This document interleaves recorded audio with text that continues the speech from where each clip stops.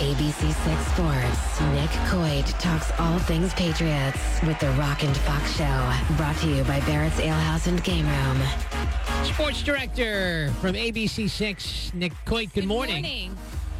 Good morning. What's going on, guys? How are you? I'm good. Thank you, Christine. How are you? I'm good. So we are, I was just sitting here stunned to think and kind of put this all together that the Jets and the Patriots have the same record right now heading into this weekend. They That's do. just weird. Battle for first place. Yeah, it's a little strange. People were talking about 0-16 for the Jets, and people were talking about 16-0 for the Patriots during the regular season. It was like, okay. Well, that's not happening for either side.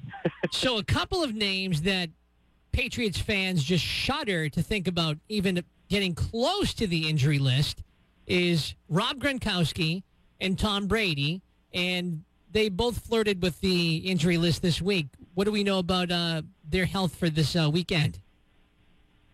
Well, I think it was a good sign, Michael, that they both practiced yesterday.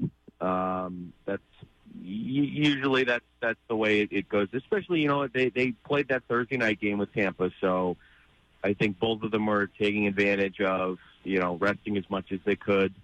They were listed. It was one of those. They were listed as a non-participant in practice on Wednesday, but they were spotted out there on the practice field during the media portion, during the beginning of practice. So that means they were at least doing something physical. And then yesterday they were limited participants. So that's a good sign.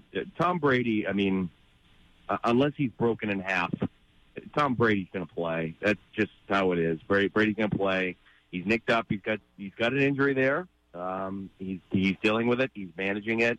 He had an injury last year when they were heading to New York to play the Jets. It was right after the Seahawks game.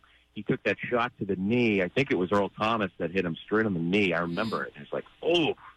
But, and it's not surprising, too. He's been sacked 16 times. Exactly. Through 5 games, which is one more sack than he had all of last season when he played 12 games. That's unbelievable. That tells you, 1, he's getting hit a lot more, and 2, the offensive line needs to pick up the slack, and they need to protect him. So an AC joint is what his injury is. Is that something that is going to be, I know you're not a doctor, but, as far as sports health is concerned, is that an injury that they would expect to stick around for the entire season until he can rest it completely? And, is it going to be dealing with this right through the rest of the season?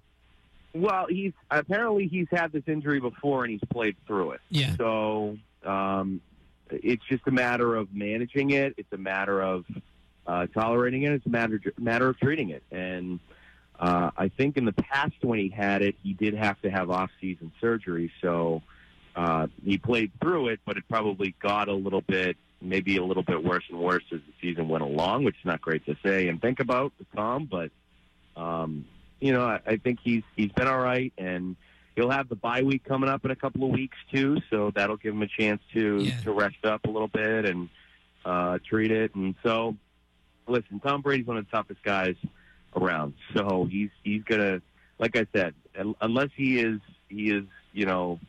gosh, I'm trying to think of a good rep. Maybe have a limb hanging off.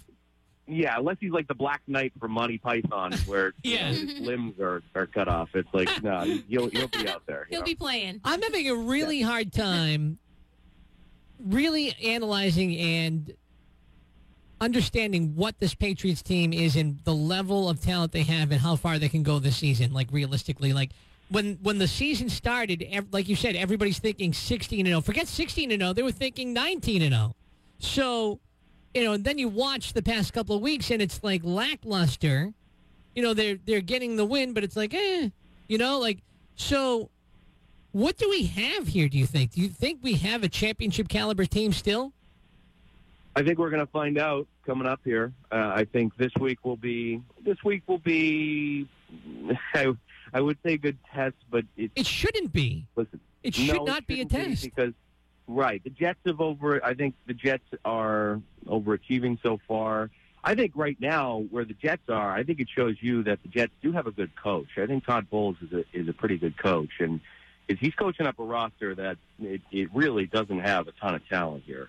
And he's set Josh McCown as his quarterback, and And really, the Patriots should win this game. But I think after that, you're going to find out some things about this team, because after that, you're going to face teams like the Falcons, who are going to be angry coming into Foxborough after what happened in February. You think? You're going to face teams like the Broncos and the Raiders in Mexico City. This is going to be the stretch where it's going to be, put up or shut up for the Patriots, and they're going to have to figure out some of the things that they haven't been able to figure out so far. And I think some of the guys that they brought in the offseason, too, have probably underperformed a little bit. Maybe Stephon Gilmore comes along a little bit more. Maybe Dwayne Allen finally figures things out on the offense, and who knows? So I think some of the guys they've brought in so far have underachieved.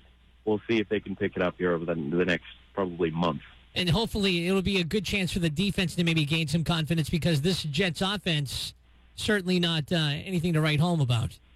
No. I mean, you're dealing with you're dealing, again, the talent on the Jets roster is not it's not scary.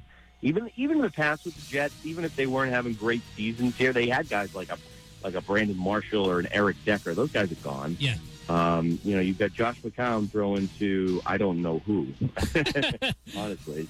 So Jermaine Kearse, I think that's the only one I can think of. That's the guy that made the freaky catch on Malcolm Butler in Super Bowl 49 before he picked it off a couple plays before. So that's the only guy I can think of, And so, yeah, you're not dealing with a ton of talent there. So you can't.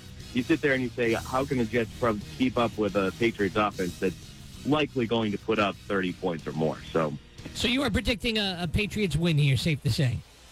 Absolutely. Yeah, I am. And I hope they come out.